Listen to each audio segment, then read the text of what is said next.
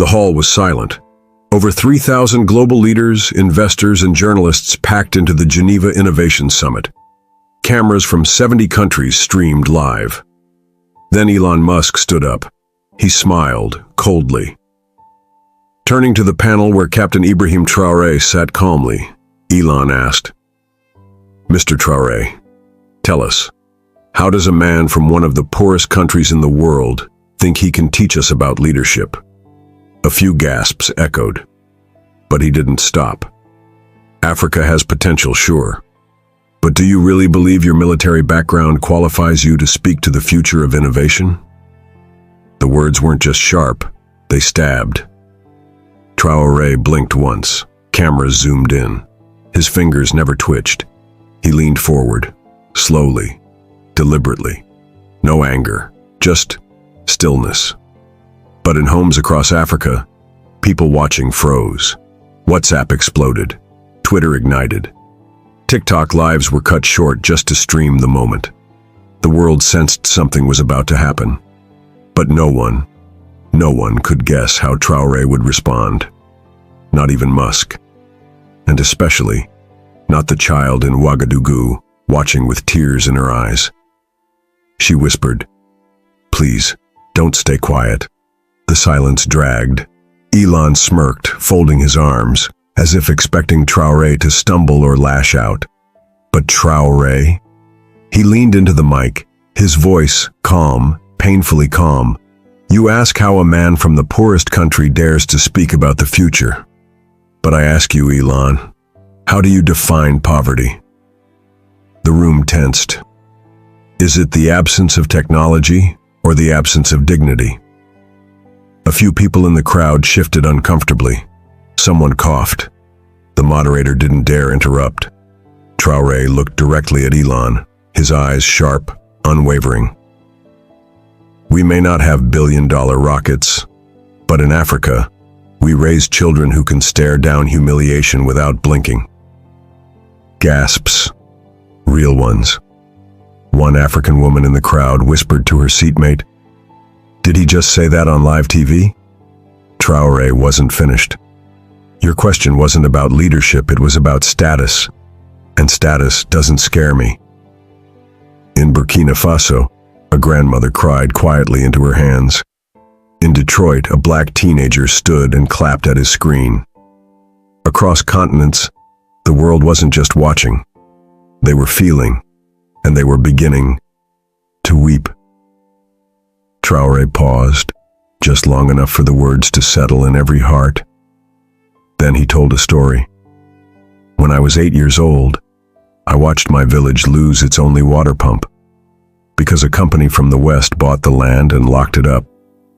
The room went still. I remember my mother boiling muddy water, whispering to God that we wouldn't get sick. That was the day I promised myself, I will protect people. His voice cracked, not from weakness but memory. "You call my country poor, but you never ask what made it that way." The moderator reached for her earpiece. The director backstage waved frantically to cut the mic, but it was too late. The stream had already gone viral. On social media, millions were watching in tears. In Cape Town, a young woman texted, "This man speaks my pain." In a Paris cafe, a Burkinabe waiter stopped mid-shift, staring at the live stream on a customer's phone, whispering, "That's our president." And Elon? He didn't smirk anymore.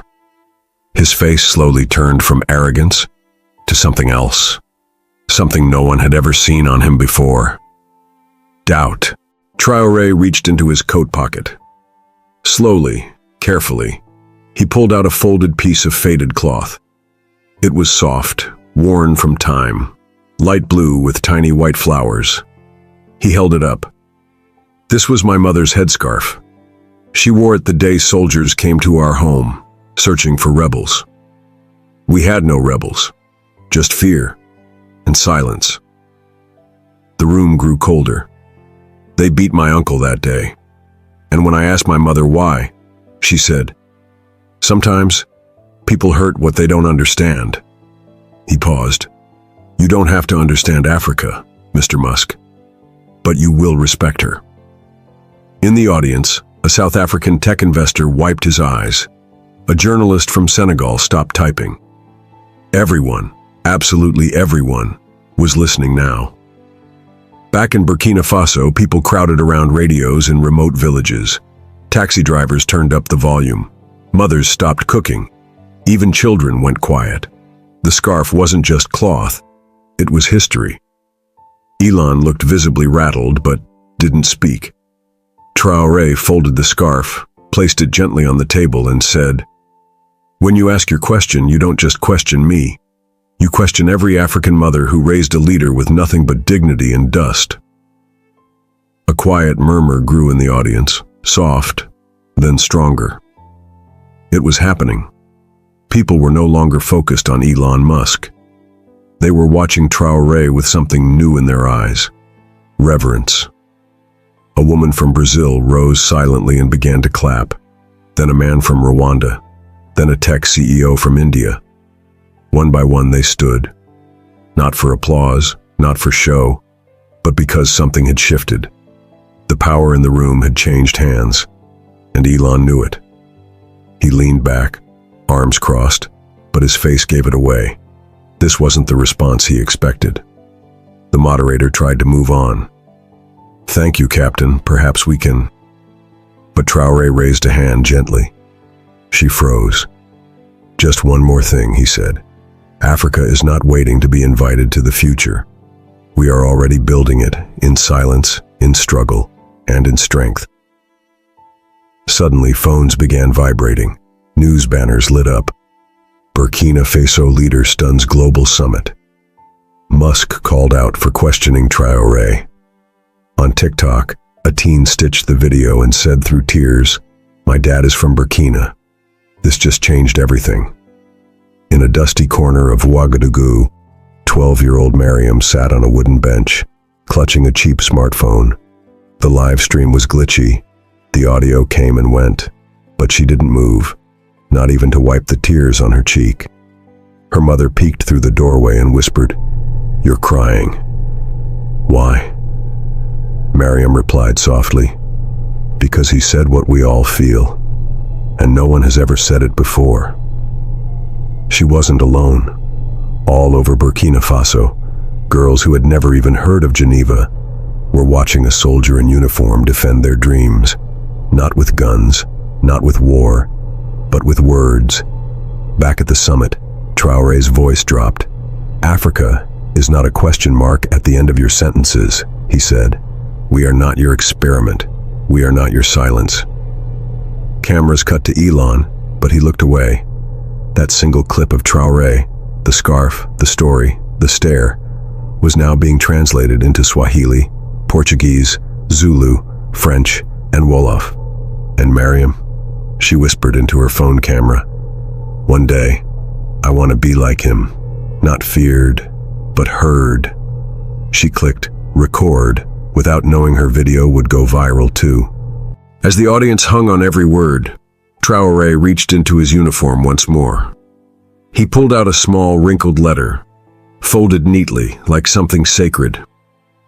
"I was saving this for another time," he said, "but maybe the world needs to read it now." His voice softened. "It's from a boy named Samuel. He's 9. He wrote from a refugee camp in northern Burkina Faso." He unfolded it slowly and read aloud. "Dear President Traoré, my father died when terrorists came. My mother cries at night, but I don't let her see me cry. I want to be a soldier like you, not to fight, but to protect people. Please don't forget us." Traoré's voice cracked. "I carry this letter in my breast pocket, not because it gives me strength, but because it reminds me I am not allowed to give up." The room sat in silence. No applause, just breathless, heavy silence. Even Elon looked down. In Nairobi, a grandmother wiped tears with her shawl. In Harlem, a boy whispered, "That's the kind of president we need here." Traoré folded the letter and placed it beside the scarf. "Leadership is not power," he said. "It's carrying pain with grace." The moderator tried again. "Captain Traoré, thank you for that. But some would argue Africa needs support, not defiance. How do you respond to those who say you're being confrontational? He didn't flinch. Confrontation isn't my goal, he said. But silence is not an option. He stood. Cameras quickly tilted upward to follow him. The room's lights felt brighter now, like the whole world was watching, which it was. Africa doesn't need pity. We need partnership. We don't need charity. We need honesty. He turned to Elon calmly. You built rockets. We built survival. The crowd stirred. While you raced to Mars, my people raced to carry water before sunset. You speak of the future. We carry generations of pain, and still we build. Still we rise. Then he looked directly at the camera, straight into millions of living rooms. This moment isn't about me. It's about every African child watching, wondering if they matter in the eyes of the world. In Ghana, a teacher paused her class to let her students watch. In Belgium, an African diplomat stood and clapped alone in a silent embassy room. For the first time ever at this summit, some people were crying, openly. The applause that followed was not thunderous. It was slow, shaky, and real. The kind that happens when hearts are too full to move fast. Some clapped with their hands, others with tears. A woman from Sweden took off her headset, wiped her eyes, and whispered to no one, "I've never heard truth like this." Elon Musk remained seated, arms folded, gaze unreadable. But one thing was clear. The energy of the room no longer belonged to him. Traoré sat back down, quietly.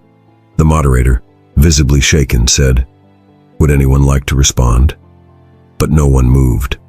Not the German AI expert, not the Chinese quantum physicist, not even the American senator seated at the front. For a moment, the world remembered something. That dignity is not measured in dollars. That courage is not measured in fame.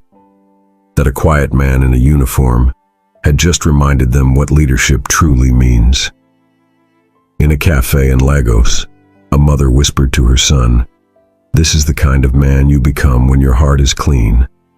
The summit was supposed to be about innovation. Instead, it had become a lesson in humanity, and it was just getting started. Far away from the stage lights, a 13-year-old boy named Ismail stood barefoot on a rooftop in Niamey, holding up a cracked Android phone to catch signal. The Wi-Fi was weak, but he waited, still and patient, eyes locked on the screen. Traoré was speaking, not shouting, not fighting, but speaking with the calm fire of a father protecting his children. Ismail's lips trembled. He had seen leaders scream on TV before. He had seen empty promises and fake smiles. But this man spoke like he meant every word, with weight, with history, with pain. Ismail turned to his little brother, who was barefoot, drawing maps in the sand with a stick. "He sounds like Baba," he said, "like when Baba told the soldiers to leave Mama alone." Their father had died 1 week later. But in Traoré's words something returned, a flicker of what boys in the Sahel had lost. "One day I'll write a letter too," Ismail whispered. On his screen, the summit was still going. But the boy didn't need to hear more. He had already seen enough to believe again. Backstage, a storm was brewing. As Traoré stepped off the stage for a short break, an aide rushed toward him. White badge, pale face, shaking. "Sir, the UN Secretary General wants to speak with you, immediately." The aide held out a phone. Traoré took it calmly, nodding once. "Yes," he said into the mic. "I'm listening." The aide stared. No one said anything for nearly 2 minutes. But Traoré's face never changed. Not a smile, not a frown, just pure focus. Then he replied, "I am not looking to embarrass anyone, but if truth embarrasses power, then perhaps it's not the truth that's the problem." And he handed the phone back. The aide blinked. "He wants you to meet with the African delegation tonight, privately." Word spread fast. On Twitter, UN requests closed door with Traoré after summit shocker. On Al Jazeera, Africa's quiet lion turns global heads. But Traoré didn't walk faster. He didn't boast.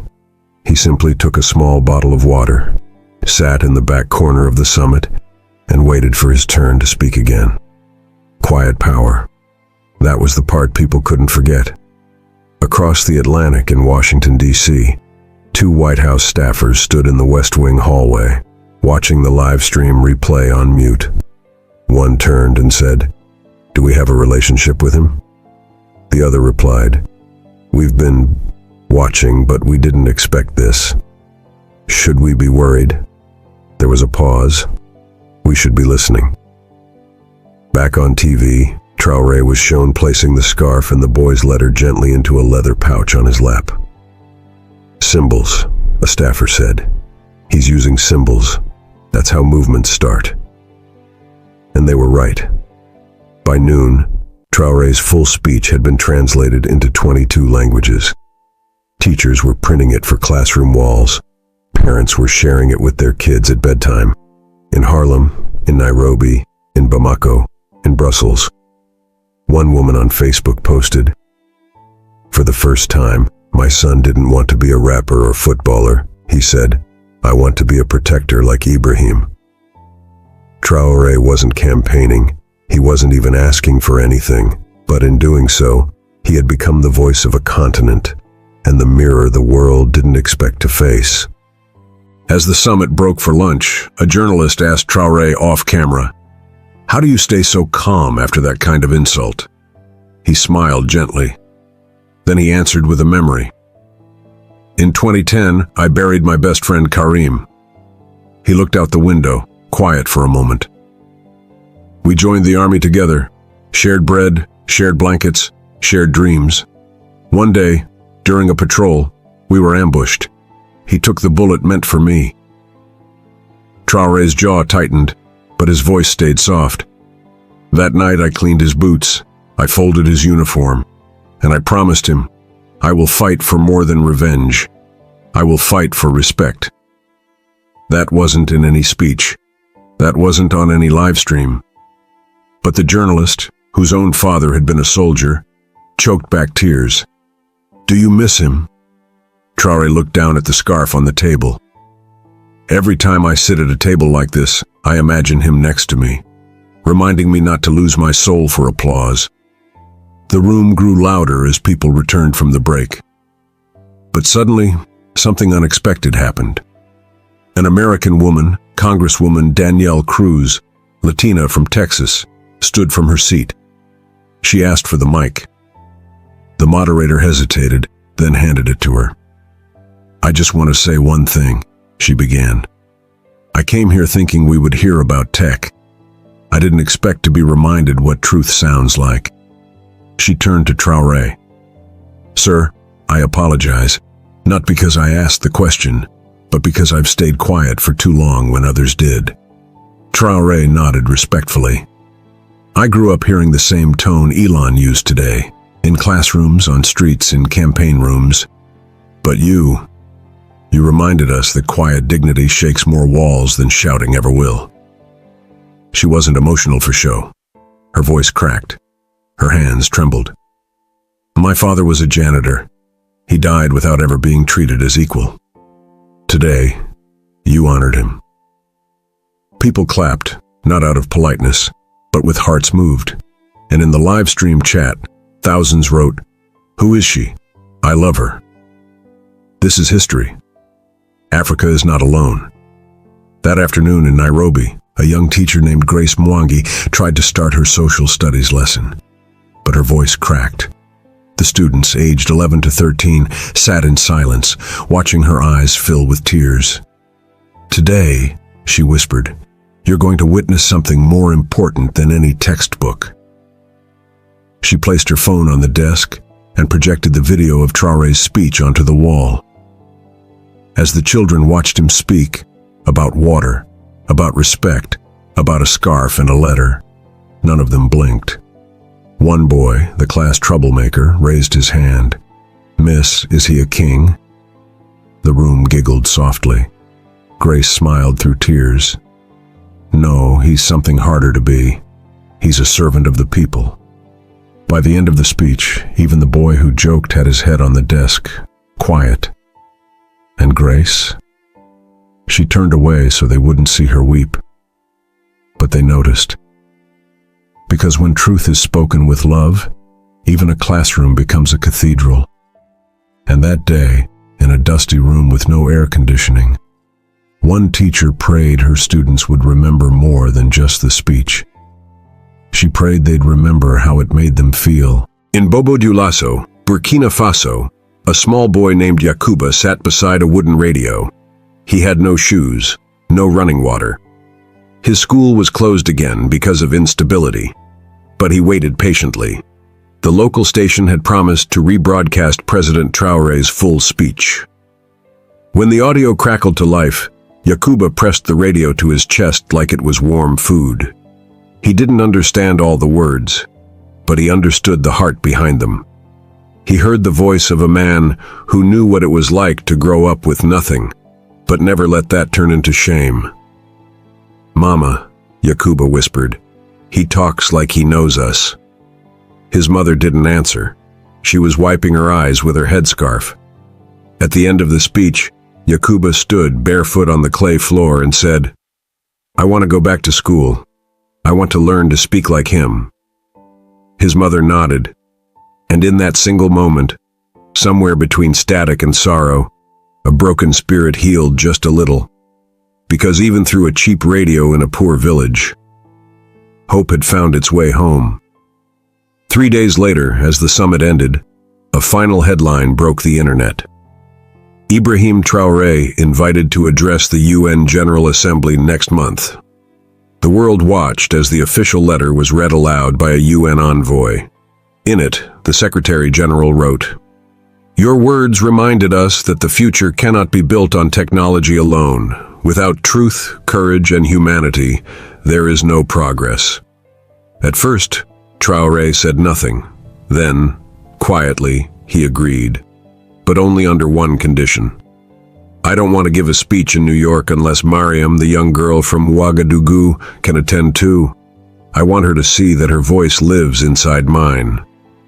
The UN agreed, and soon the photo broke every platform. Traoré, standing beside a young girl in a simple dress and headscarf, both of them smiling, hand in hand. One Twitter comment said, "In a world of noise, this is what leadership looks like." In villages, schools, and homes across the world, people cried, not because of tragedy, but because dignity had finally been given a microphone. A week after the summit, Elon Musk released a short statement.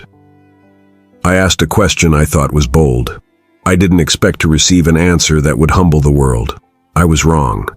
Captain Traoré, thank you for your grace." But Traoré didn't respond. He didn't need to. He was already on a plane to Ghana to meet victims of flooding, then on to Niger to speak with children displaced by violence. Quietly, without cameras, because he never did it for praise. He did it for the boy with no shoes, the girl with no books, the continent whose voice had been silenced for too long. And that final clip, where he turns to the summit audience, looks directly into the camera and says, "If one sentence can shake a room, imagine what a generation can do." That one moment, it became the most shared political video in African history, and millions wept. If this story moved your heart, if you cried for the children, or smiled with pride, if you saw your own family in this journey, please don't just scroll. Click like to honor dignity. Drop a comment to let the world know Africa is rising. And hit subscribe so we can keep telling stories that remind the world who we truly are. Let's build something real. One tear, one voice, one truth at a time.